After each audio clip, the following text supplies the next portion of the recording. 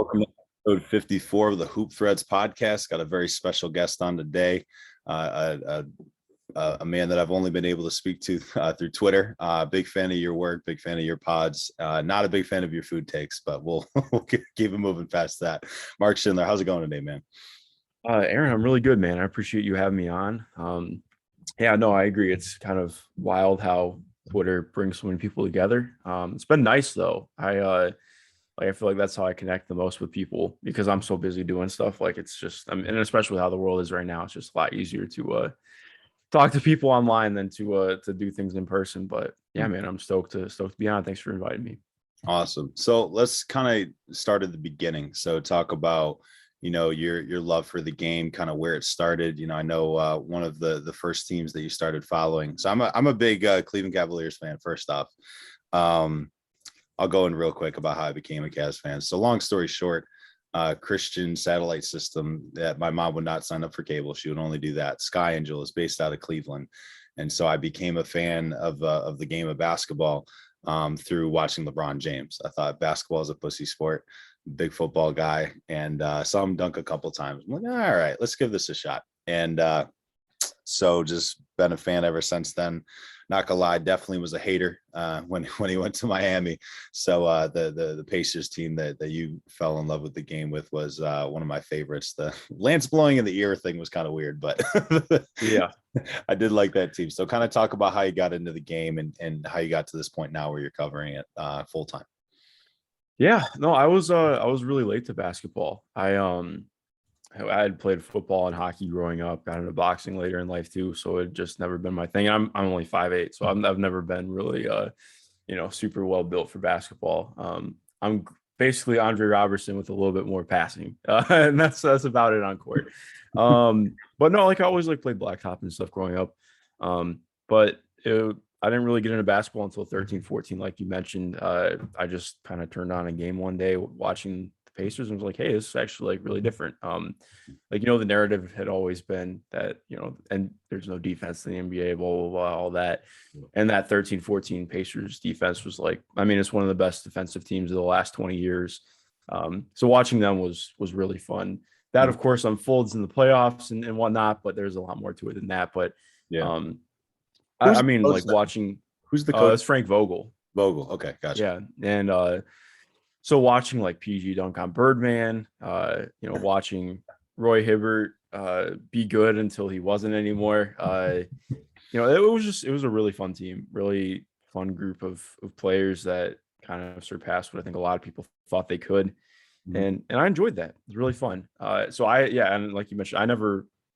You mentioned you're a Cavs fan. I grew up in Cleveland. I just never really had a understanding or appreciation for LeBron because he was right next to me my entire life. So I never really grasped how big of a deal it was that you could go see LeBron James any given night.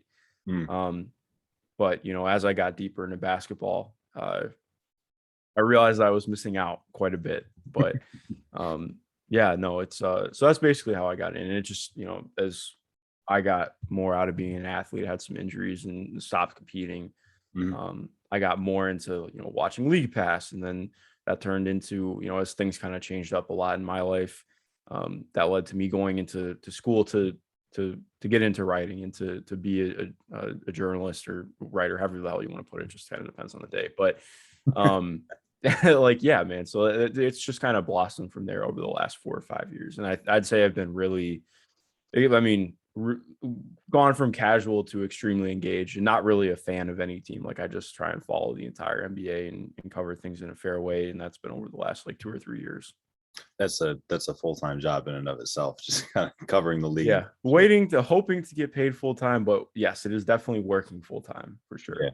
Yeah. So we'll get to your philosophy and kind of your process for scouting in a second, but give me a team of 5 guys that you kind of grew up watching, on the game. It doesn't have to be positionally. It could be 5 centers. I know they like the big men down there in Indiana. Yeah. So it's I'll give some historical ones because I love historical basketball. That was another thing that I did. Like I love history, so I would like always go back on like Basketball Reference and try and like learn more. And like go watch you guys highlights on YouTube or try and find full games. So I like fell in love with a lot of 90s and early 2000s players because those are the most prevalent games on YouTube. So like I think number one for me is probably Danny Granger. Yeah. So good, man. I love Danny Granger. He would fit so perfectly in the NBA today. Just really unfortunate with how injuries worked for him. Yeah. I mean, his face-up game was ridiculously fun. He was shooting like I think 7 or 8 threes per game already in 08, 09 when he won Most Improved, and ended up being All NBA. Like, no, he's just an All-Star, was All NBA, but he was just like, I mean, he would be so good today. Who else? I think Antonio McDyess would be there for me too. Like, I think he's the most underrated dunker of all time. It's got to be up there. He had some crazy, crazy ups because he was originally in Denver, played in Phoenix for a little bit, then went back to Denver.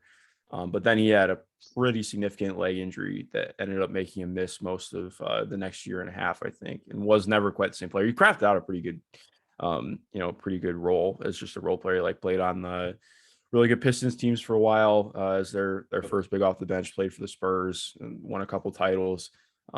But before injury, like he had like just crazy, crazy pop out of his legs. Yep. I think he had a year where he dunked 200 times in a season, which is just like insane. And he was a really good defensive player too, like pretty mobile. I think he would be relatively switchy today. Yep. Obviously like meaning more like on forwards and centers, but like he's just a very fun player that I think gets kind of underrated because of where he played and how his career went. Yep. Who else? I think I love Eddie Jones. Eddie Jones is so fun to watch, man. Just like again, I love guys who can dunk and play defense.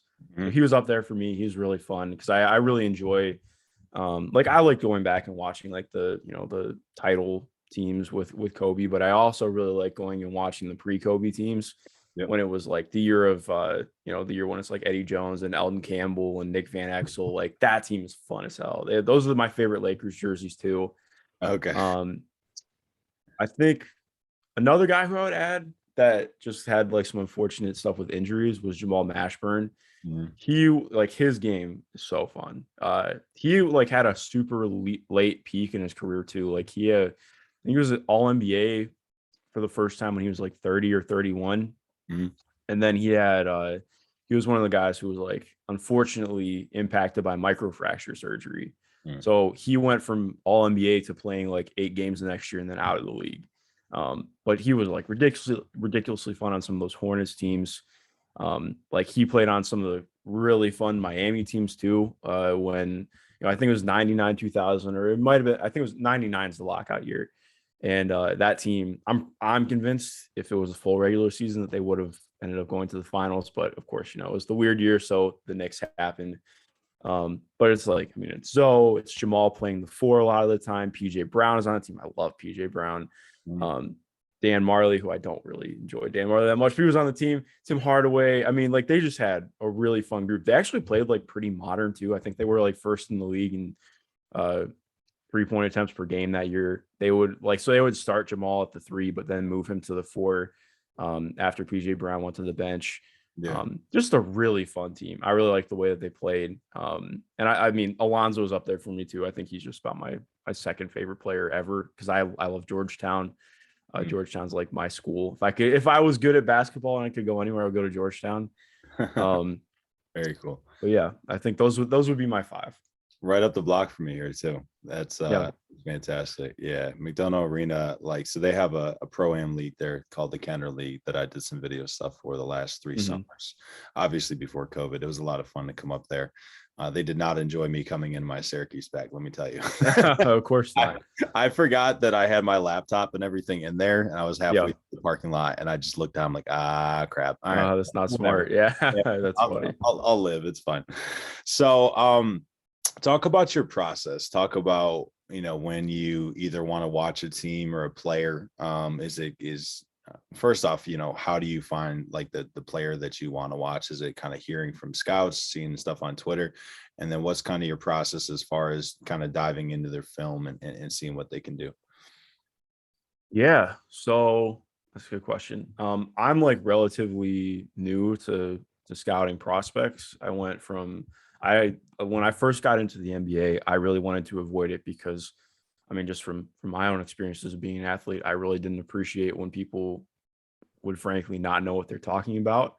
Um, so like I don't know. I just have always had an issue with like if you watch 3 seconds of a guy and then you try and write this whole story on him and make a point about it. And that's not to slander everyone because there's a lot of people who don't do that, but I think Yep. there's enough in the mainstream that it's frustrating. Yep. So I didn't want to really get into draft scouting unless I was going to be fully committed to it because I just didn't want to be that person who's like just, tweeting out crap. Yeah. But the Pacers were really not a fun watch last year. There was a lot of off the court stuff that happened that made them not very enjoyable. They got ousted kind of early, so I was like, screw it. I'll do draft work. The site that I write for, nobody else does draft work, so I figured I'll fill that void. And I had a lot of time on my hands That's for Premium Hoops, by the way. for indie cornrows. Indie cornrows. So I just decided, okay, well, I'm gonna talk to some people, get some boards collected together, and look, who are the 90 guys I'm gonna watch the next 4 months. So I went from like I had no priors on anybody. And then I just went in and I watched like at least 3 games of pretty much I think the top 75 guys that I put together collectively. It was College fun. games? Like I loved it. What? Those are college games, or are you watching? Yeah, all college games. Gotcha. Okay. Because I do not have time to do AAU or UIBL right now. That's something I want to expand into, but currently like trying to keep everything up with the league is just impossible. But so I did that and I loved it. It's very fun.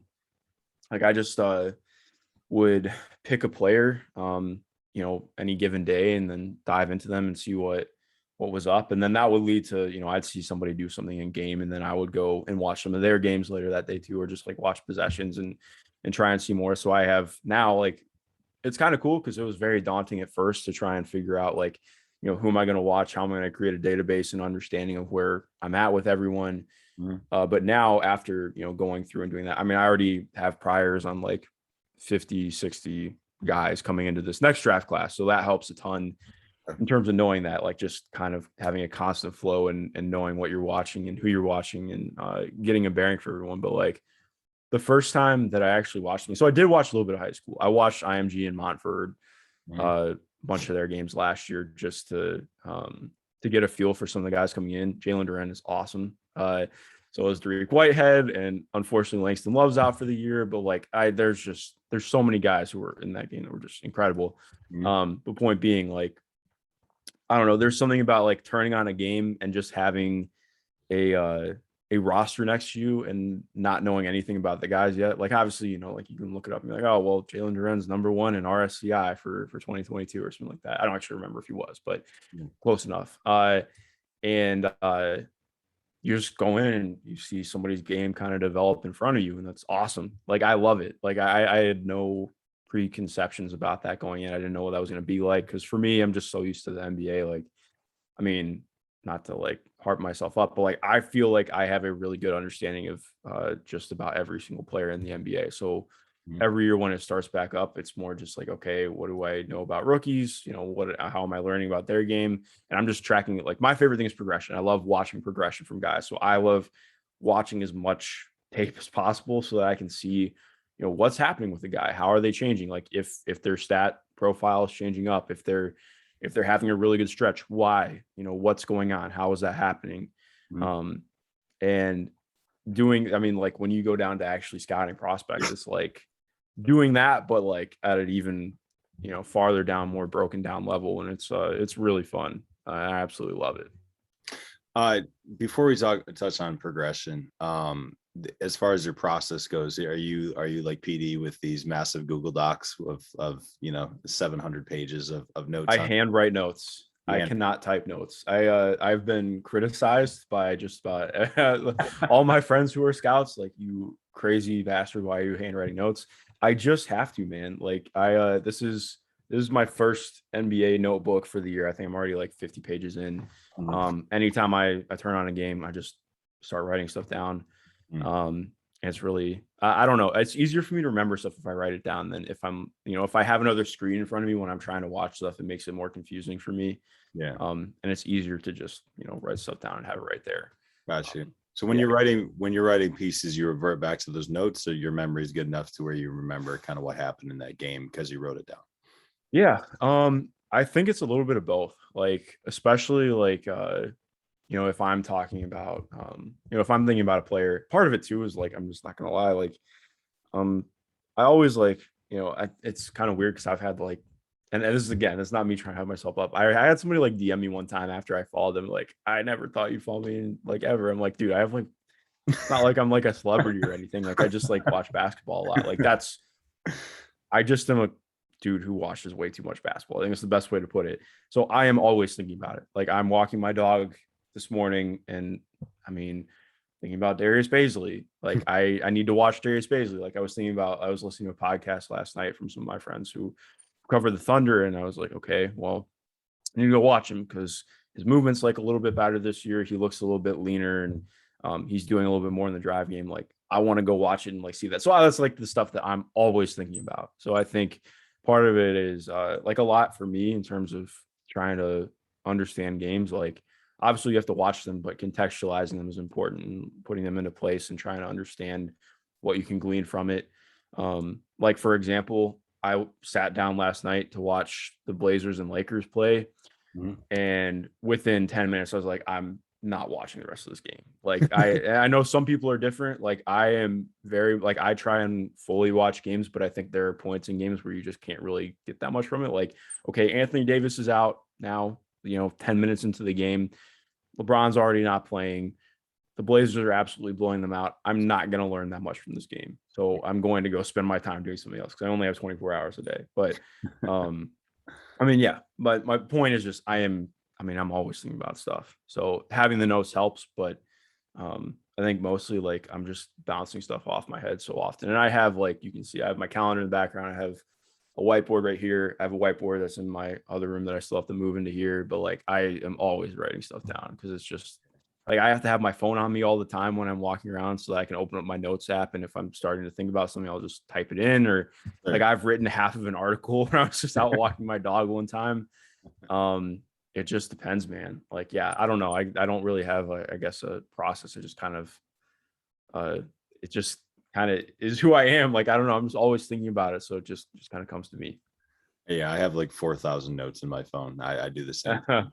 I mean, it's a Yeah. good way to stay organized too. I shout out to Apple for iPhone for letting me search notes because it saves Yeah. a lot of time. Talk about with the progression. I kind of want to come back to that. So it's hard if you're not in the gym, as someone that has a credential to see the day-to-day progression.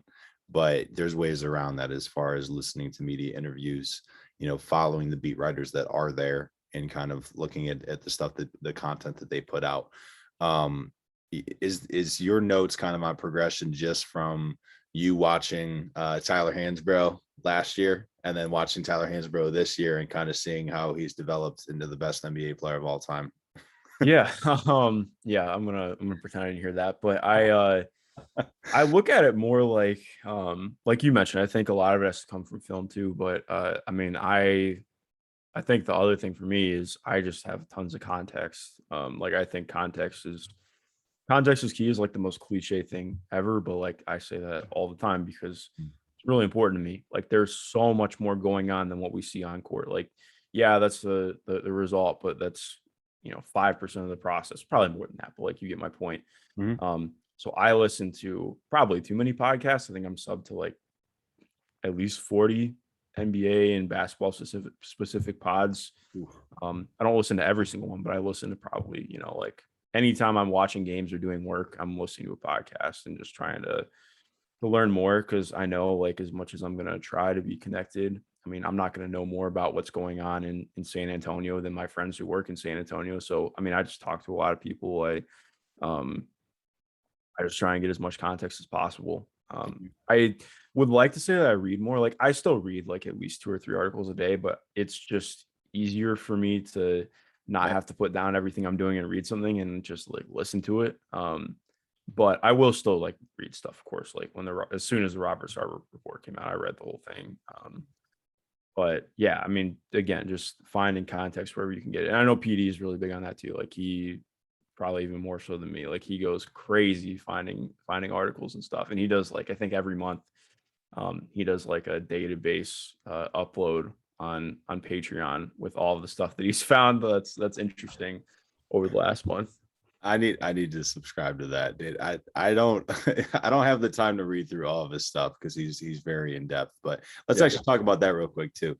So I'm someone that I love having conversations with basketball people like you and PD and stuff because we start talking about the current Ben Simmons and stuff, and then we end up talking about like the '96 UNC team that made it to the X round and stuff, and you just kind of end up there. But when it comes to writing and being concise and being clear and kind of staying to the point, what have you learned in your development as a media member to kind of stay on task, but also not be like robotic and still, talk about your dog Moose and stuff like that?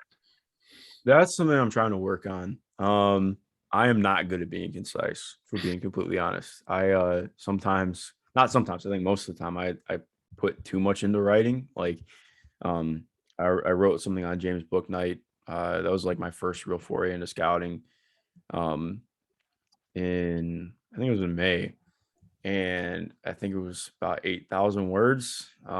It's just that's too much. Like I think it was cool and I got a lot of great feedback on it, but I just don't think that um unless it's something like crazy big that you want to dive into, it doesn't need to be that long. Like I think I could have shaved a lot of that off. And I put way too much into it. And it would have been better served if I, take, half that time and go spend it writing on another prospect or like really trying to look at something else.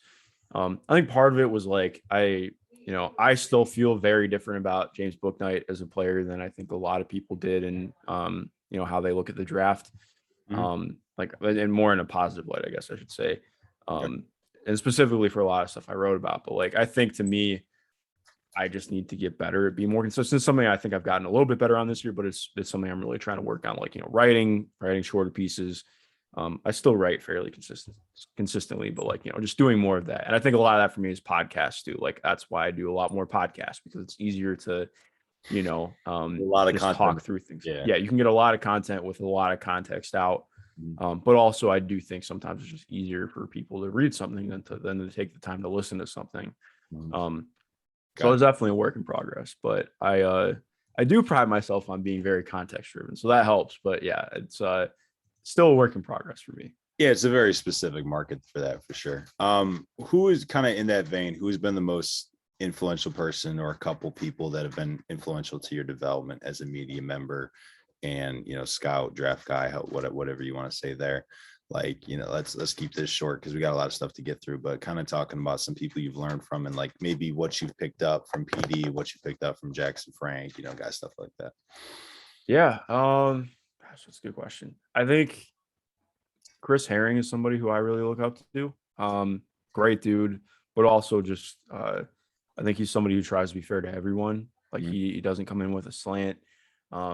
Is good at incorporating real life stuff, and I think sometimes people get way too caught up in being like, oh, just like this is you just got to talk about basketball. Like no, exactly like it is basketball, but also I think sometimes we get way too in tune to it being basketball. Like at the end of the day, I mean, I'll just tweet this out every now and again. Like true shooting percentage is a social construct. Like we get way too enamored and caught up in some things that are just like whatever. There's a lot more that goes into it than just Yeah. certain things. And that's not me trying to like get fully in on my combo guard hype, but I just think at the end of the day, it's people. It's about people. Basketball is a sport, and it's a conduit for everything else. So I think I've learned that from Chris and reading him and talking to him a little bit. PD, I've learned a ton about just how to watch games and how to look for things, because I'm very player centric and looking more at players and everything that's going on court. Like obviously you have to look at everything that's going on court and understand it. Um, but I think that's where I've learned the most from PD. Um, and I mean, Jackson's just like in terms of featuring players, like I think he's really good at that and trying to decipher how a player's moving, what they're doing, how they're impacting things, like trying to envelope everything that they're doing together into like one package and what you're writing about.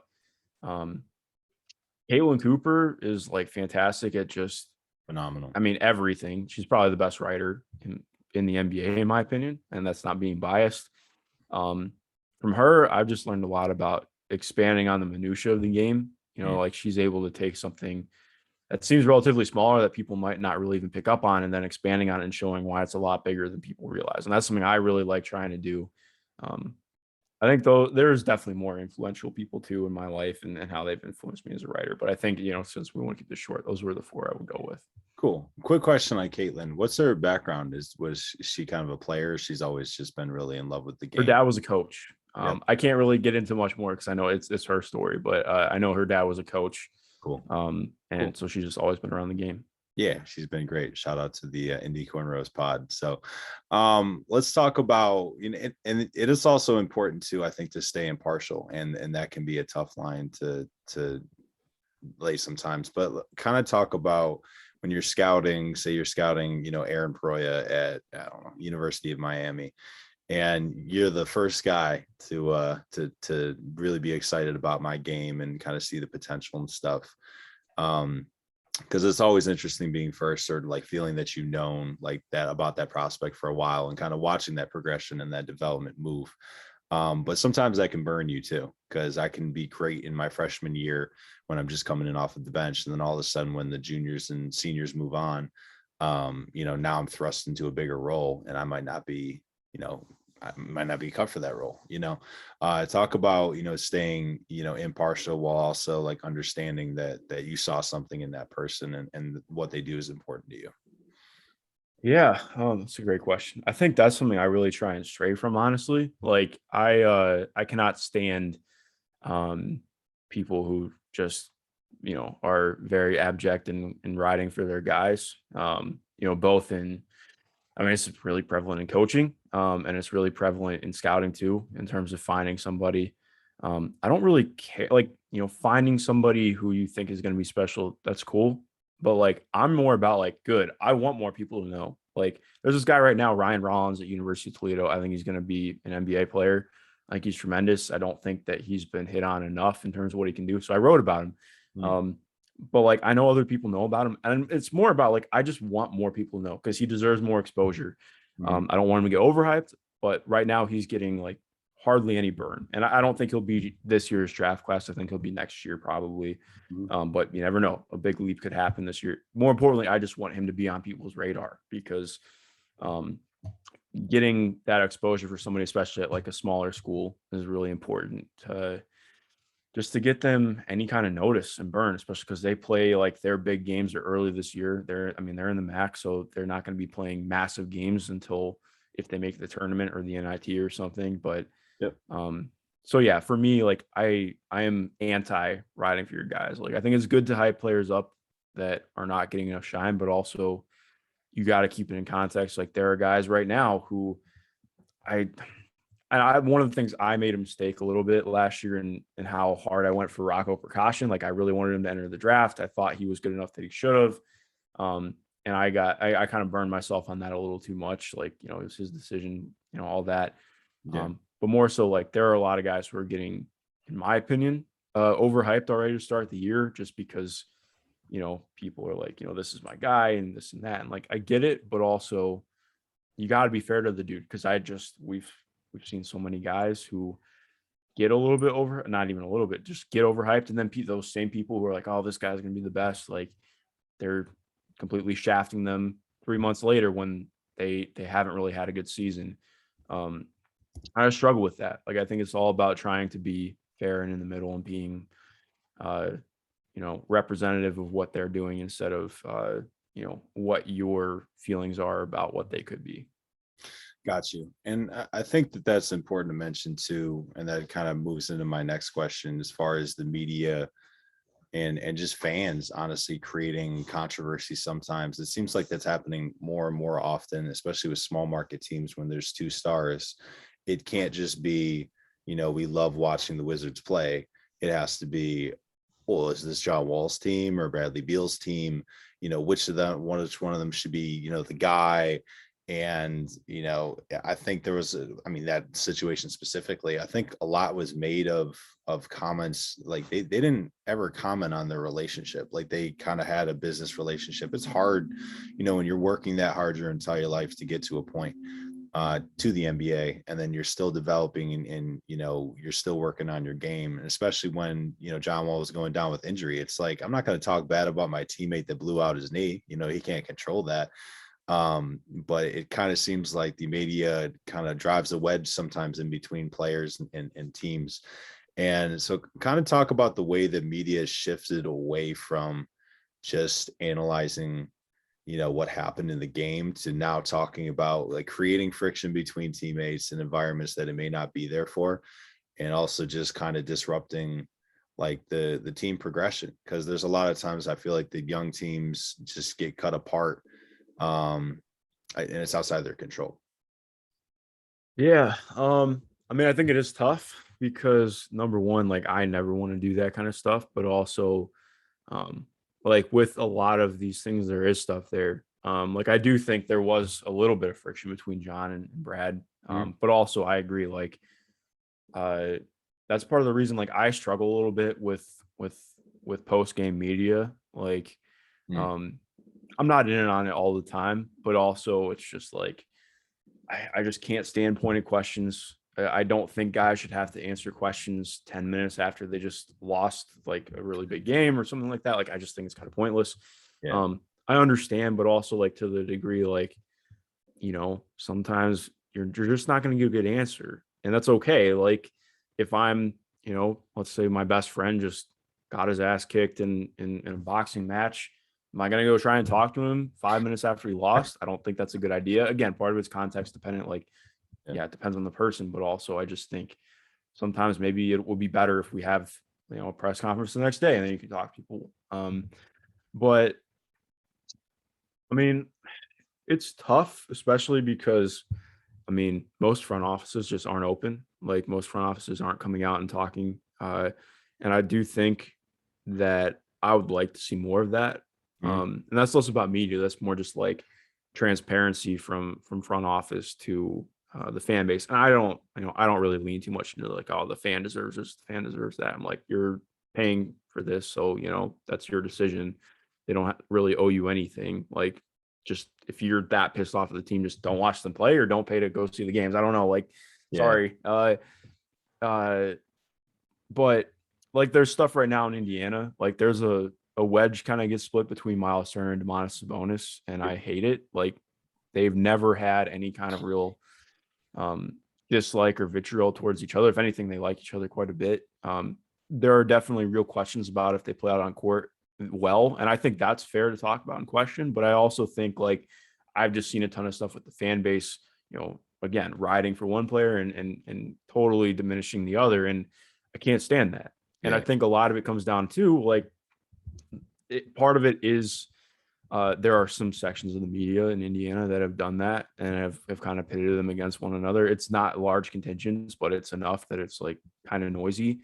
Mhm. Um, but also part of it is on the front office and the coaching staff because they've never put full confidence in them. They always talk about it like it's a problem that they have two bigs in the starting lineup and that are starting caliber players instead of, saying like, this is our advantage, this is our weapon. Even if you don't feel that way, Mhm. if you project out like this is a problem, then okay, that's how everyone's going to perceive it. And like your guys are going to hear that, they're going to know that.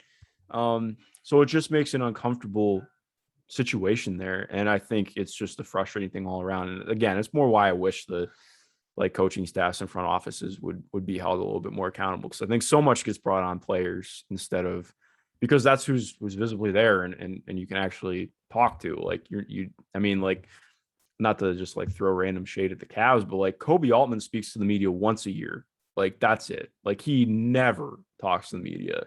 Mhm. And I just think like you have to a degree to actually like get like even with like the Lowry marketing signing, like they didn't do anything after they signed and traded for Lowry marketing. Um, and I think especially like they've had a very nice start to the year. I've enjoyed watching all their games. But also, like, I do think you should come out and be like, this is why we made this move. Like, even if maybe it is like a load of crap. Like you have to give something to give off to go off of instead of just leaving it wide open. But I know it's a really long-winded answer, but there's Yeah. just a lot of stuff that goes into it that's I'm still not entirely in tune with yet. And I definitely I'm still kind of getting into the flow of it a little bit. Yeah, and I mean, I'm definitely with you there. And I mean, I think GMs and coaches, their answer would be, well, if I explained that I wanted Laurie Markkinen because he's a young player that could be a draft asset, that would put heat on us publicly because he would then be upset about it. It's like, well, Mhm. then why are you asking players the same shit? So I'm not a fan of that at all. And I definitely want to see refs in perhaps conferences. You're a paid professional, you made a call, explain the call.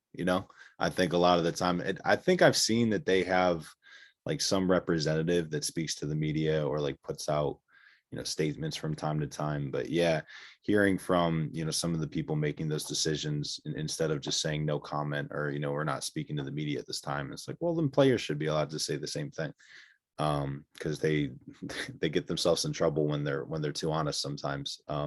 Draymond Green is such a weird love-hate relationship. As a Cavs fan, I hated him for a while. I respect him, but I definitely hate him.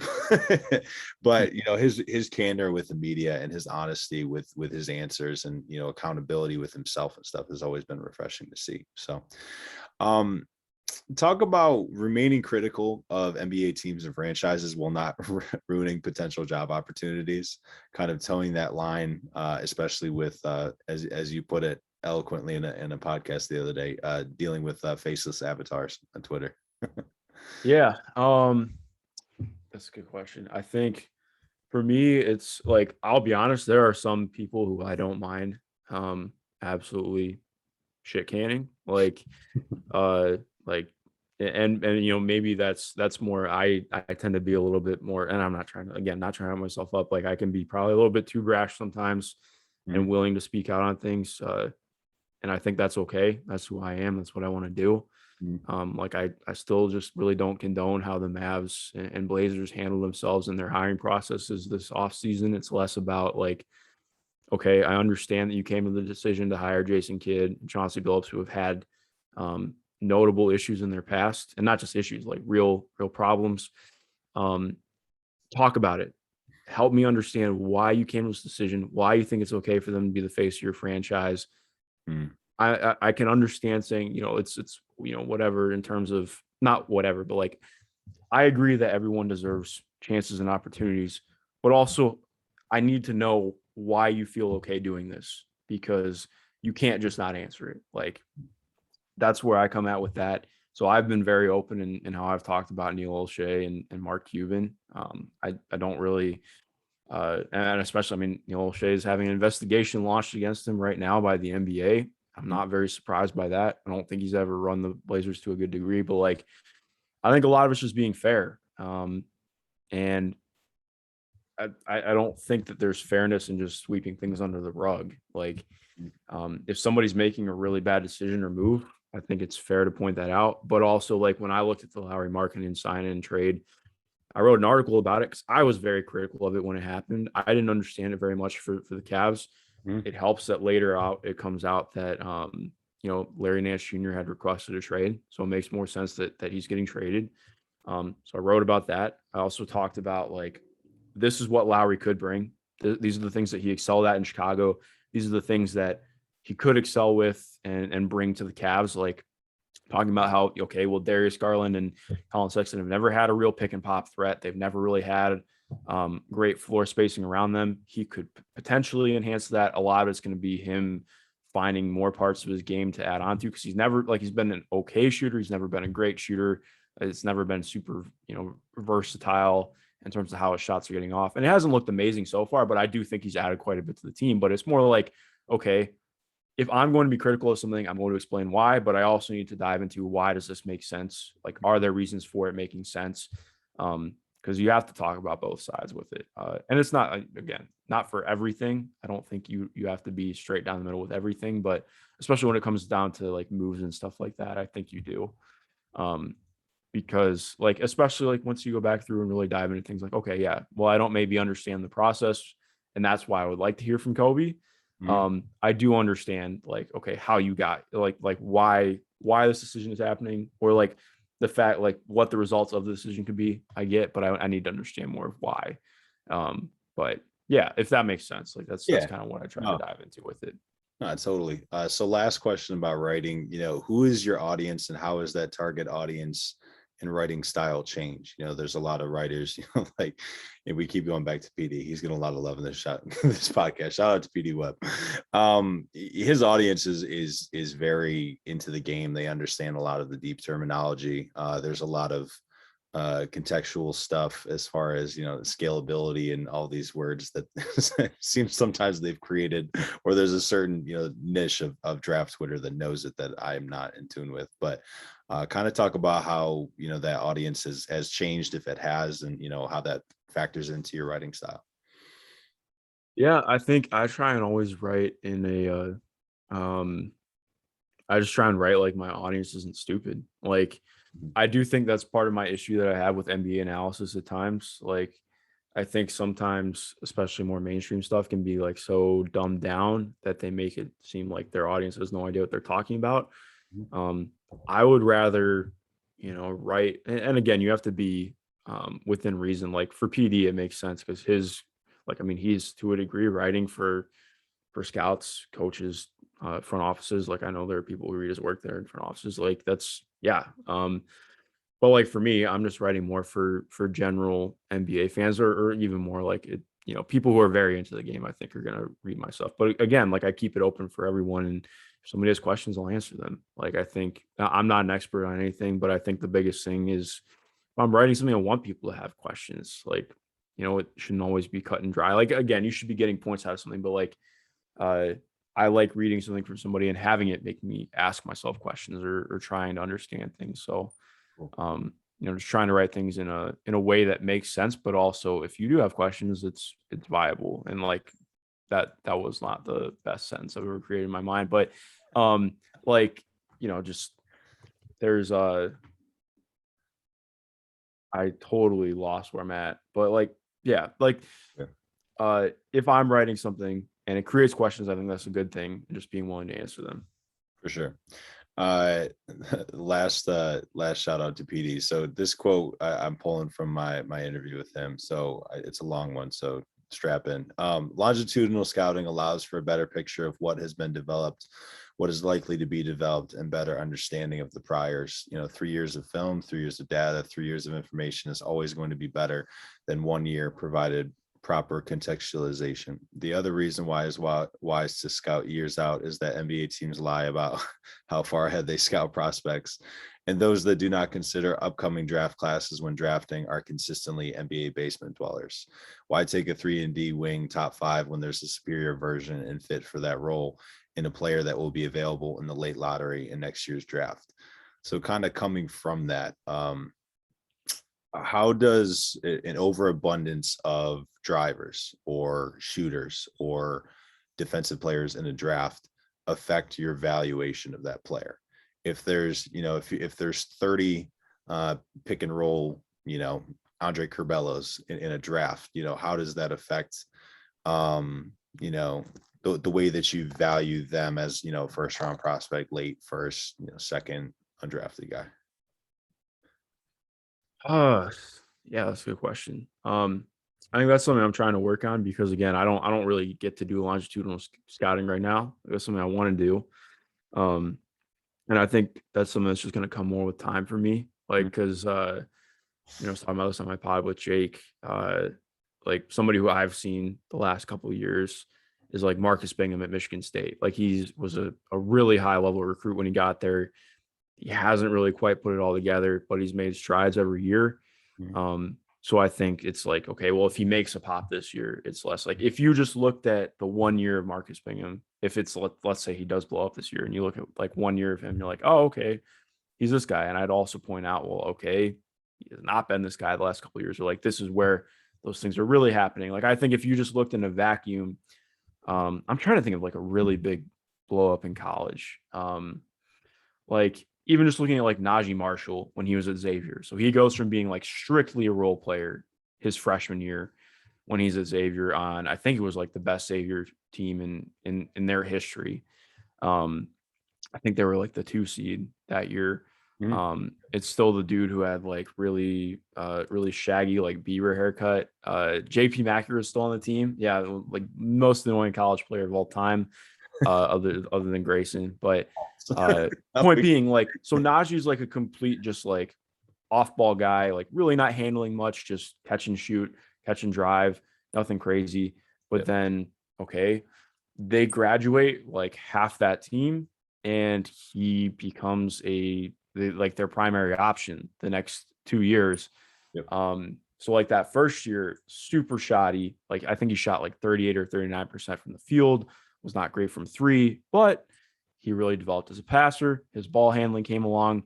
So I think if you just look at that season on its own, you would be like, is this really a draftable guy? Like, is he that great? Like, he's not, he doesn't really have a great command of the offense or anything. Like, yeah, he provides a lot defensively, but I have questions. But then you look at the next year, like, okay, he's really taking leaps. He's doing a lot off the dribble. He's still not amazing inside the arc, but like he's got good craft getting there. The passing flashes really pop and show. And again, the defense was really good for him too. So I think, in terms of looking at longitudinal scouting and whatnot, that's important because you have literally, it's almost like three different players in some Mhm. ways in terms of looking at each season, especially for a guy like Najee and the way that his role changed. Mhm. I think it's maybe different if you're looking at somebody who's a one and done. And that's just my own opinion. If you have a different opinion, I'd love to hear it. But I mean, especially for somebody who's later on like that and how their role changes, that's huge. Like even looking at Curbelo, I think, um, if let's say Curbelo shoots like 37% from three on 5 or 6 attempts per game this year, if you're looking at that top down as one, as that 1 year, you're probably going to feel differently about his shooting than I would, because I'm looking at this last year where he would routinely just not shoot. Um, Even inside the line, he's just not willing to take things sometimes. Um, I would still have questions about his shooting. Like even if he does shoot that well, like unless it's like a bunch of stuff off the dribble and he's doing like, just completely different things than he was last year, I'm still just gonna have like that in the back of my mind of, okay, well, how confident am I that this is where the shot is at, or where it's gonna be heading? Um, because I don't have his like high school numbers in front of me, but if I remember correctly, he wasn't really an awesome shooter in high school or anything No, either. it's not. So it's like, going, if you don't have those priors, like, and again, I still don't have amazing priors. I think this year, what I really want to try focusing on, because I'm not going to have, I'm not going to condense all my film into 3 months. I'm going to have it spread out like starting tomorrow. I mean, I'm watching college stuff daily along with the NBA. Cool. So once we get closer to the draft, or once the college season is over, I'll go back and watch priors so that I have a little bit more of a background with it, and ask around. But basically my long-winded way of saying PD's totally right. Like you can't just go off 1 year. Like you have to have a lot more in background, Mhm. because it's not just a 1 year thing. Like development is kind of, and I'm still trying to understand it better. I do think I understand trends and how they go, but getting a better grasp of how things develop between seasons is really important, especially like looking at somebody like Cade, man. Like I think, uh, like looking at how his development went last year is just, I mean, astronomical. Yeah. Um, and yeah, it's just, there's a lot that goes into it that I'm still trying to learn, but I would agree in full with PD. It's difficult to gauge, especially if you're not in the gym, but work ethic and how much you love the game and how much you want to learn about the game is such a big separator for me. And for Curbelo, he's probably my favorite college basketball player to watch, just with the creation, and he's just a Showtime player. It was funny. I saw a highlight of Chicago the other day, Alonzo, and I was like, "Is that Curbelo?" Like Yeah. he's got the same fro and headband vibe going on. But with undersized guards, you have to finish really, really well at the basket, or you have to shoot it, and he doesn't really do either one of those two things right now, which kind of limits it. I mean, I don't have the advanced numbers and stuff for finishing at the rim, but the kicks to the corner and the drop offs to the big are flashy and stuff, but in the league, like that's not going to work at the same level. You got to be able to finish, bump and create contact. Kyrie and Lowry, some of these smaller guards, they're really able to, maneuver their really good footwork or their really good finishing ability with either hand to be a high level player, because it can't just be kickouts, because if it's just kickouts, you're going to get the Rondo treatment in a lot of ways. So Yeah. talk about over or underrating the NCAA tournament big game performance versus what they consistently have brought to their game for, a year, 2 years, 3 years, at the college level. Yeah. I think I'm still learning that one a little bit. Like I've been burned by RJ Hunter. I think everybody was to a degree. Like, I mean, there are just teams that have magical runs like that. But then you look at somebody like Ja. Like Ja was awesome in the NCAA tournament, and I think that really boosted his draft stock to a degree. Mm. Um, I think in some ways, like especially if you're looking at a guy who's playing more at a mid major or a smaller end school who hasn't played against big time competition, like it's important as a litmus test to know, okay, how do they look against competition? Like, do they stack up? Because I'll never forget, like it's not like Marcus Howard was getting first round buzz or anything like that. I don't think he was ever close to that. But like, I mean, watching how well compared to him was like night and day. Mm. Um, I'm trying to think of like another example. Like you can look at guys too, like Otto Porter when he was at Georgetown. Mhm. Again, you can go back and debate like Otto Porter should not have gone number 2 overall, but also like yeah, his college team sucked. Like that team, I mean, that team was good, but they ran into the wrong team in the NCAA tournament. I think some people would be like, "Oh, Otto Porter's not a winner," or something like that. I'm sure there was a scouting report written like that. Mhm. Um, but Otto Porter, if he doesn't have some of the injuries he does, I mean, and he's still like, I mean, he was a really good starting level wing for a half decade in the league. Like that means something. Yep. Um, so I think we can definitely overrate it. I think it tends to be overrated more than it's underrated, at least by mainstream. I do think in some degrees, more grassroots stuff. We're at maybe I shouldn't say grassroots, but like I don't like just saying collectively NBA Twitter or draft Twitter because I don't like necessarily consider myself part of it, but I guess I am. Like I do think that there's like the colloquialism that oh, the NCAA tournament doesn't matter, blah, blah, blah, blah. I'm like, well, it does matter. Like it's another data point, but I just don't think it should be treated any differently than another.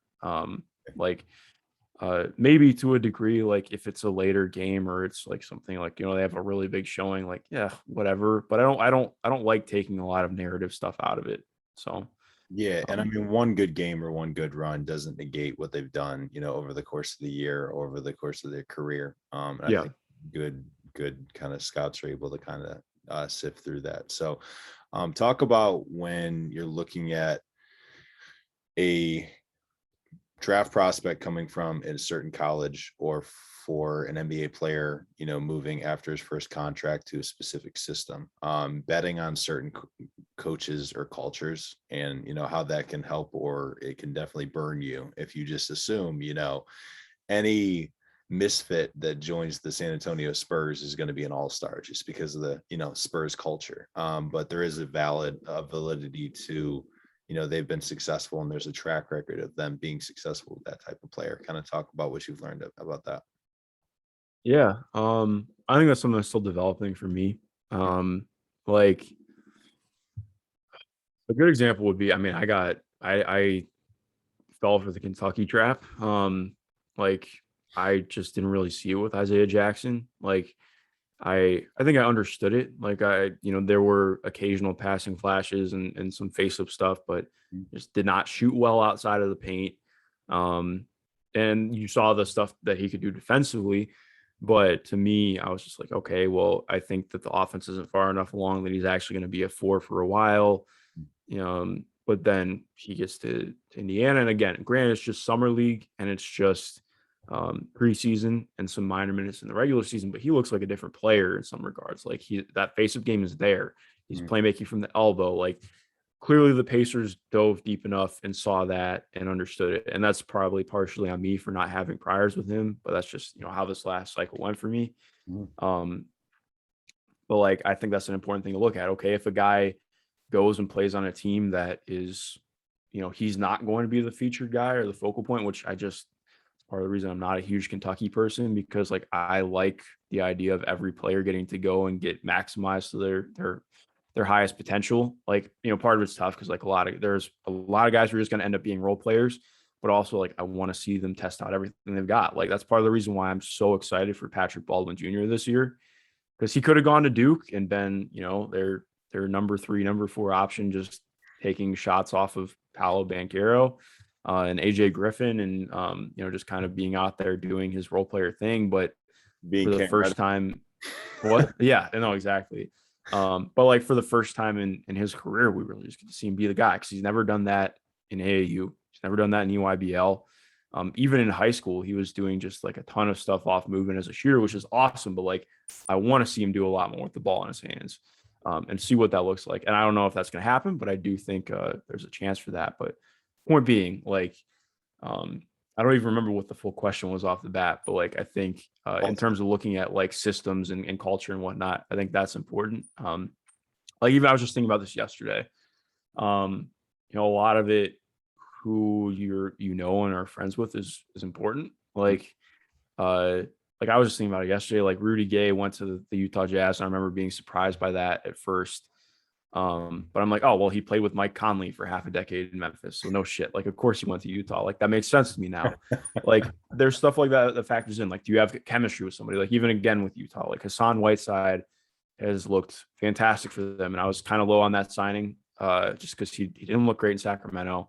Yep. I didn't really think he was that awesome in Portland. I think he got a little bit overblown for how well he played. The stats were awesome, but I didn't think that he was, exactly tremendous or anything defensively. Mm-hmm. But in Utah, he's really bought into his role. It seems like the coaching staff has really just empowered him to be Hassan Whiteside to a degree. Mm-hmm. He's cut out some of the shots that he used to take that were just kind of maddening in Sacramento's offense last year. Mm-hmm. I think part of that is Quinn Snyder and that coaching staff is just better than Luke Walton. Like, I know that there are a lot of guys in Sacramento who do actually like Luke Walton. Not sure why, but I just think, like, if there have been guys who get brought in and the role just doesn't make sense for them. Mm-hmm. I'm trying to think of a good example off the top of my head. Like, one of the things that's been difficult with Atlanta this year, like, I think they're 5-4 right now after dropping last night's game. It might be 5-5. Yeah. They have so many guys who are capable of playing with the ball in their hands, and frankly are better at playing with the ball in their hands. Like, Cam Reddish has looked like a featured option for them to a degree this year, and it's worked for him. But also, Kevin Huerter went from basically running backup point guard last year to now just being pretty much only an off-ball wing, and he's had a really rough start to the year.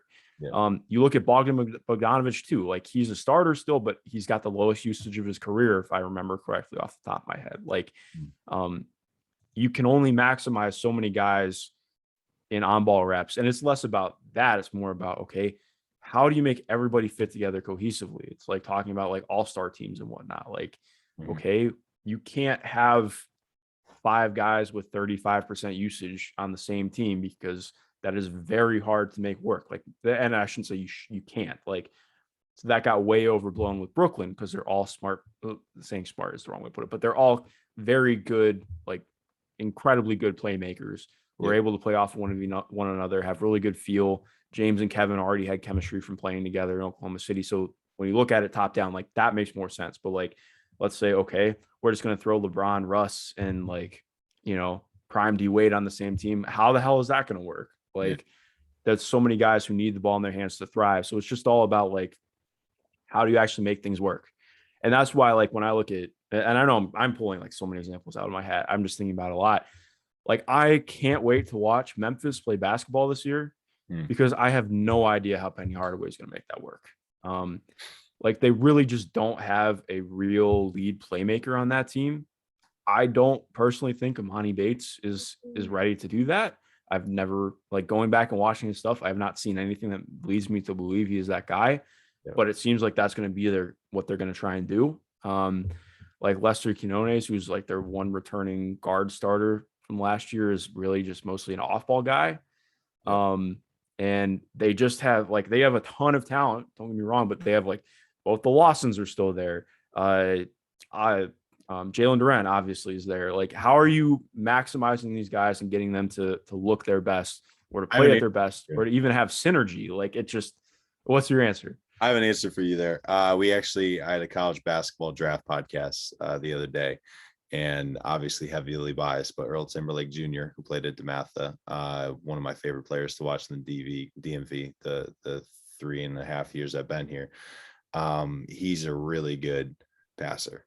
And one of the guys on the pod said, well, he's just a scorer because he saw him play at Miami, and that was kind of his role. He dealt with a lot of injuries his freshman year, but really strong guard, lefty, sees the play kind of before it happens and understands like that he has mouths to feed. So on the DeMatha team that he was on his senior year, Hunter Dickinson, 7'1", got to feed that. 6'5", Jordan Hawkins at UConn this year, who's a great sleeper, by the way, shooter on the wing that needs his touches. We had other shooters around him and other guys around him, but, and Justin Moore was on the team the year before that, that's at Villanova.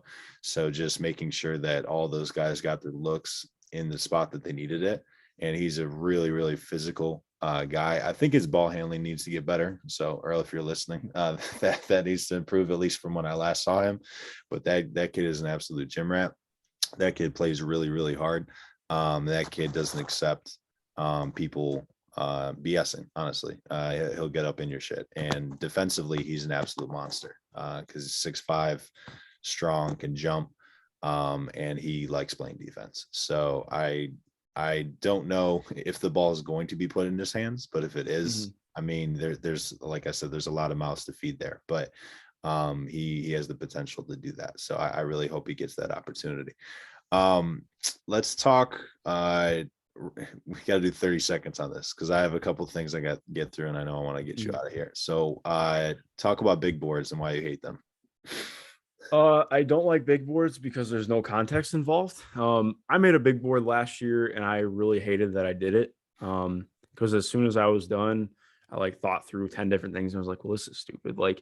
I think a board would look different for every single team. One of my least favorite things in the way people talk about scouting in the draft is you just got to take the best player available. You just got to take the best player available. Well, that player is different for every single team.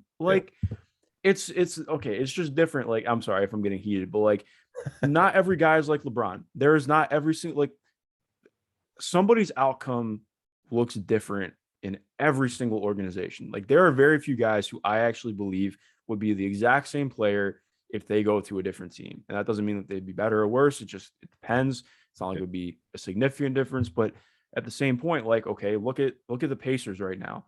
Goga Bitadze was considered a lottery pick by most people. Was fantastic in the Euro League. I guess he was not considered a lottery pick by you, but there were people who had him listed as a lottery pick. Yeah. Drafted late in the first, closer to the lottery by the Pacers. They already had Domantas Sabonis and Miles Turner starters, and it's less about him needing to start right away, more about him actually getting developmental minutes. And he's proven himself. He absolutely eviscerated the G League when he played down there. He was too good for it. And he has been there were moments of clunkiness playing in the NBA, but clearly he was a guy who needed more than 5 or 6 minutes a game. Play him 15 to 20 and give him a relatively long leash to do what he needs to do and develop on court. And he's just never gotten that opportunity. He's gotten it more this year, but he went from through 2 years of basically having just very inconsistent minutes, not really getting a chance. And I think if you see him go somewhere where he gets an opportunity to be the back, just a true backup big for a year and develop as a rookie and start to see, who he can be as a player, that's really important. And I think we've seen that with a lot of guys who just get drafted into a poor situation. So that's why I don't like boards, because, I get saying the Pacers, Kevin Pritchard came out and was we think he's just incredibly talented and we thought he was the best player available. Great. He was not the best player available for your team. I still think that now. That's what I thought then. They had an option and Brandon, even looking at Brandon Clark has not thrived in Memphis now because his offense I wouldn't say it's regressed, but it hasn't been great. But he's a guy okay, if the Pacers literally just did not have a 4 on the roster, they drafted Brandon Clark, he's playing rotation minutes for them right out the gate and probably still playing rotation minutes now. It's a lot of it is about fit and the right fit for the team and the player. So that's why I don't like boards, because it it just doesn't make a lot of sense to a degree. And I think also too, it's really difficult to watch enough film from all that many players to be able to say that. So I do enjoy boards when it's like, someone will post it and then someone will be like, "Oh, you're missing such and such." And they're like, "Well, I haven't watched them, so I can't really speak on it." And I really enjoy that part of it. So again, another quick hitter. When you look at the box score from a game, what are you first looking at, and which stats are overblown to you? Ah, wow, that's a good question. What am I first looking at? Honestly, because I love defense, probably steals and blocks. That's what I normally look at first. Mm, I think turnovers are overblown. mm, Um, honestly, especially in a prospect, I'm okay with somebody getting turnovers. Like, and also too, like it's just important to know, like, uh, scorekeepers are not always great at attributing things. So Like even just looking at this this year, is like there, I mean, you watch the Cavs this year. How many balls has Jared Allen turned over off of an interior pass from Colin Sexton and Darius Garland? They both have career highs in turnovers per game right now. Mhm. And I would wager that at least a third of those turnovers collectively are because of bigs dropping passes on Mhm. interior passes. Um, In their and defense, that's I not think to sometimes they do what I was talking about with point guards. They're in a bad spot, and then they try to hit the big last minute. Yeah, sometimes it's not always perfect, but I mean, like, just in general, like, there is, like, a decent amount where Mhm. Jared Allen's hands have just been really rough this year. So I think there's more context into it, but also too, like, I want somebody to sometimes make turnovers, especially when they're a prospect. Like, okay, try the really difficult pass. You don't want to just always robotically do the same shit over and over again because defenses are going to figure that out, and Mhm. it's not always going to be there for you. But that's what I would say about looking at the box score. And free throw attempts too, or something I'm looking at for sure. But not plus minus. Plus minus is stupid, so no. I won't even get you going on that one. When it comes to the draft, NBA GMs need to stop blank and they need to start doing blank. Oh, that's a good question. I need to stop blank and start doing blank. Uh, that's a good question. I don't know what I would say for this one. Okay. I mean, I can kind of answer I can answer my own question. I'm awesome. I think NBA GMs need to stop like it seems like there's always a trend. There's always, right now it's, the switchable wings and stuff like that. And it's kind of like the context of what you were just saying as far as your team goes. They don't need a switchable wing. Like stop drafting that just to try to be the Warriors. You're drafting these bigs that can pass and they can shoot a little bit if they're wide open, and that's all that they can do. And it's like, well, that's not going to work for every team in every situation. So I think just kind of cookie cutter following the trend is what kills a lot of NBA GMs. And when they feel the pressure to draft a player that's local or a player that's popular, Marcus Bagley, I think that's when they really get themselves in trouble. I still don't understand. The Luka Doncic is from the same country, and the GM goes the opposite direction. I think wasn't he coached by their head coach at the time or something like that? I forget the connection with Sacramento, but I don't. I think it was. It's been reported that Vlade Divac didn't like Luca's dad or something like that. It was very odd. I don't know what entirely to make of it. But it was regardless. It was weird. interesting. I didn't hear about that. All right, so let's move on to the next one. I'll go to my grave thinking that the following players were going to have long, productive careers: Derek Williams, Johnny Flynn, Kendall Marshall, big UNC guy. Loved him, and I thought in the right system, the right context, if he could shoot a little bit more and was a little bit better defensively. I think it was just the fact that he wasn't good at those two things, just the playmaking and the kick ahead and like the coming off of pick and rolls and stuff. Like I thought he was going to be good. Derek Williams was probably just the hot tournament run, but just like the athleticism combined with the shooting, was surprised that didn't work out. Johnny Flynn, there was some stuff between the years there that contributed to his career, but A lot of those injuries too with him, wasn't it? yeah, injuries, his ankle and his knee as well. So whose hill will you die on, and what island do you govern? Michael Kidd Gilchrist for sure. Ooh. I really, and it's just frustrating me too, because so many people are like, oh, why can't you just figure out how to shoot? Like, Mm, the dude tried, man. Like, he worked his ass off, and I think he was still a good NBA player. Obviously, he's not in the league anymore. But partially, I don't know how good of a fit Charlotte was for him, but mm, also, like, I mean, I wasn't, fully. I think I was like what, 13 or 14 when he got drafted. mm. Um, but he was damn good, man. Like, I think if he'd been in the right place and things go differently, yeah. Um, I loved him. He's a fantastic player. I'll always be on the Rudy Gay hill. He absolutely worked out as a player.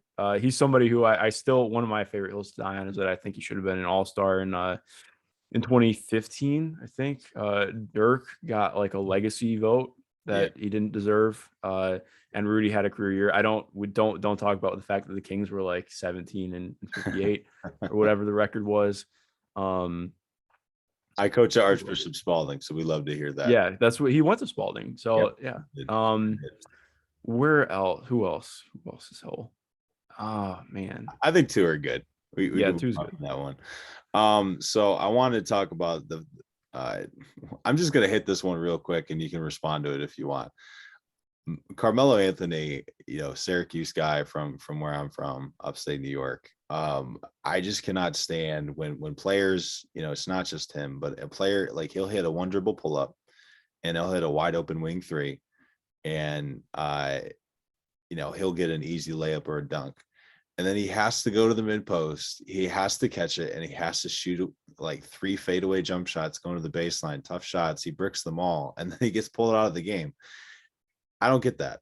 Talk about, I mean, you have to deal with that. They're not going to hit every shot that they hit. And, when they're hot, they're hot. The premium, scoring is at a premium in the league, but talk about how you evaluate that and just like the shot IQ and, what you let slide and what you don't let slide. And, if in a certain situation, you'll let it slide because he's a good defender. But, kind of talk about that if you have anything on that. Yeah. That's a good question. Uh yeah, I think part of it is like when I talk about it too, I especially like looking at something like Colin Sexton. I think a lot of people get kind of frustrated with some of his shot selection, even though, like, I mean, he's a relatively efficient player. The three hasn't been there for him this year. I think part of that's the ball, but Mm. um, like, this is like a lot of people are just like, oh, we'll just do this differently. I'm like, okay, well, it's not that simple. Like, like a better example would be like looking at TJ Warren. Like, TJ Warren loves his baseline fadeaways. And Mm. that's like the one shot on the basketball court that he's not good on. I think he shot below 35% on baseline fadeaways last year he was healthy. But like, okay, if you take away the one or two baseline fadeaways he takes a game, maybe that impacts how he gets guarded the rest of the court, or Mm. maybe it just changes up how he's getting to the rim, or how anything is happening for him. Like, rhythm is a really important part of the game that I think is underrated, and how it's Mhm. talked about. Like, not everybody's just capable of being a mechanical shoot from the corner, shoot above the break, go to the rim. Like, it's not that simple. You can't do that. I think it's important to realize too, most players aren't capable of doing all three of those things. Mm. Like Andrew Wiggins, like, his shot selection, yes, kind of sucks, but also his handle is absolutely busted. So he can't get to the rim most of the time. He's a great athlete, but he's never been like bursty enough to just get by with the handle that he has. Like, that's why he results in a lot of really tough contested shots, because he's trying to get to the rim, but he can't get all the way there. Like, there are definitely moments where he chooses to take the shot instead of getting to the rim, but for the most part, it's just there are limitations to what guys are doing. Mm. Um, I thought the same thing about James Bouknight at UConn last year. Everyone's like, freaking out. Oh, he doesn't get to the rim enough, doesn't do this, doesn't do that. And I get it. But also, okay, his handle was all over the place. And also, like, watch the Villanova game. Like, literally, there are like five guys all tuned in to exactly what he's doing, because Mm. they did not give a shit about the rest of the UConn offense, because they were that bereft of talent last year. The Mm. entire offense was just James Bouknight do shit. Mm. And like, there's just a lot more that goes into it than I think people give credit for. Rhythm is an important part, and just, yeah, as much as we like to hone in on two parts of the floor, um, there's definitely nuance to it, but like, using the entire floor is an important part of the game. Yep. All right. So let's do one last question, then we'll get to the fake trade if you're still interested in doing that. So one of my biggest philosophies, if you have a quote unquote big three, two of them have to play defense and two of them cannot do the same things. So we're going to talk about the Celtics. And I've hated that pairing since it started because they play the same position pretty much. And I think Tatum is so offensively advanced that he was crowned a star right away because Boston just didn't have anyone like Brown just wasn't developed at that point offensively. And so, when he dunked on LeBron and all that stuff in the playoffs, I think, our culture and society anoints them really quickly. And I think that can be detrimental to a player because then that feeds into them thinking that they are the main guy in the team. The whole ego thing with the NBA just drives me nuts. As far as a guy needing to feel like he's top dog. But I was listening to the pod you did with Jackson Frank the other day and talking about Time Lord and how much playing time he's been getting. So a minute real quick on the Celtics situation. And then I think the Time Lord, he's basically just getting that time half out of necessity, but also have to boost his trade value so that they can move him. I actually don't think they can move Time Lord this year because he just signed an extension. You're right. But Good call. no, it's tough. I personally don't mind the pairing. I think it's fine. I think having Jalen to me is a little bit more. I mean, he's a smaller wing. I think ideally Jason's gonna be a 4, just because his handle's not really quite good enough to just break down threes. But I mean, like he's a 3-4, he's a forward, whatever, however you want to put it. Both are incredibly good players. I think my biggest problem with them is just that they don't have a real distributor on the team. Like I like Marcus Smart, but he's not a good enough organizer in the half court to really set things up. I don't love a lot of what they've done offensively anyways, on top of that. Mhm. Um, I guess I would say like it's okay if there's overlapping skill sets. Like I'm fine with their skill sets that overlap. Like having two guys who are incredibly good, tough shot makers that can hit from all parts of the floor. That's a good thing. Mhm. But when you don't have somebody who can maximize that, then yeah, that's more of a problem. Because I think ideally both are doing a little bit more off the ball than how much they have to do on the ball. Like neither of them, like Jalen can kind of do some movement stuff on relocation and he can shoot coming off of a screen at times, but neither are like elite movement shooters. Like obviously Jason's a really good pull up shooter, but like that is movement shooting. But I mean, like, he's not someone that's coming off double drags into and flowing into a shot. Like it's not like that. Um, so neither of them are like they can bend a defense, but it's that they can attack a defense, but it's like less about destroying a defense. It feels like they're more in a knife fight in some ways and somebody's bleeding out. Yeah. So I think like especially like just looking at Miami, like when they were big, like you have D Wade and LeBron. I think to a degree they did some of the same stuff. Like they were fantastic at getting to the rim and really good playmakers off drives. Um, but they were able to play with one another, especially in transition. And I think they did a good job of staggering the two. D Wade really improved as an off ball player too, playing off of LeBron. And then Bosh was extremely important. And my thing about big threes are probably more like it's so important in how the guys attune to one another, and especially the guy who takes the biggest backseat, because there always is one guy like Kevin Love in Cleveland. How does their game change up and develop to accommodate the other guys? Because it's just so hard to actually get three guys who are all doing what they're capable of on ball. Like even looking at Brooklyn last year, Mhm. I mean, Kyrie was fantastic playing off of James Harden and Kevin Durant. Like I thought Kyrie should have been all NBA last year, without talking about any of the stuff going on right now. Yeah. But like it's all about adaptation, and it's not easy for a lot of star players to adapt. And I think that's why we see a lot of big threes or big, star level teams kind of fall apart. And they fall apart within 2 or 3 years a lot of the time. I think Miami, the reason that worked is they had guys like Shane Battier and they had a Yeah. whole rack of shooters around them to make that work. And Boston does not have a whole rack of shooters. Their best shooter, I don't know percentage wise, but I mean, if you want someone taking a shot with the game on the line, it's going to be Tatum, and the defense can be keyed into that. In Yeah. Miami, it could be LeBron, it could be Wade, it could be Bosh, it could be Battier, it could be Mario Chalmers, it could be James Jones, it could be they had a whole rack of that. I think their defense leading to offense was a big key to that too. So yeah, that stuff is really important to go back and watch. Really enjoyed watching them too.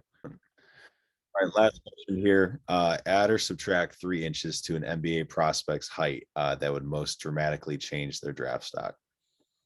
So yeah, I would add 3 inches to Terrence Shannon Jr. out of Texas Tech, because right now he's kind of he is a wing, but he's ideally like more of a four with his offensive skill set. I think he has a little bit more to offer on the ball. And obviously has to work out some kinks as a shooter. But if he were 6'8" instead of 6'6", like he would be probably a lock to go in the lottery, I think. So he would be my guy for sure. Got you. All right. I've taken up enough of your time. Really appreciate it, man. This was a lot of fun. Learned a lot as well. Tell the people where they can find you on social media and where they can find your work, online. First of all, thanks Tom for having me, man. I appreciate it. This was great. You can find me on Twitter at mschindlernba. It's spelled MSCHINDLERNBA. Find my work over on my Patreon, which I have a link to on Twitter, over at premiumhoops.org, indiecornrows.com, fearthesword.com, pretty much everywhere. I would recommend following my Twitter because that's where I'm most active. Podcast as well. Yep. Oh yes, I have a Premium Hoops. That's my the NBA podcast. Tag the Rolls, a new draft / prospect scouting podcast to start up with Jake Rosen. And I also host the Indie Cornrows podcast over at Indie Cornrows, covering the Indiana Pacers. Doing everything, doing a lot, man. Appreciate a little bit, yeah. And just to the fans out there, when you tune into his Twitter, just don't be turned off by the bad food takes. It just comes with the territory, man. You and the pecan pie, man. That's the worst one. Pecan pie is great, man. It's fantastic. Pumpkin till I die. All right, brother. You take care. Keep in touch. You the same, man.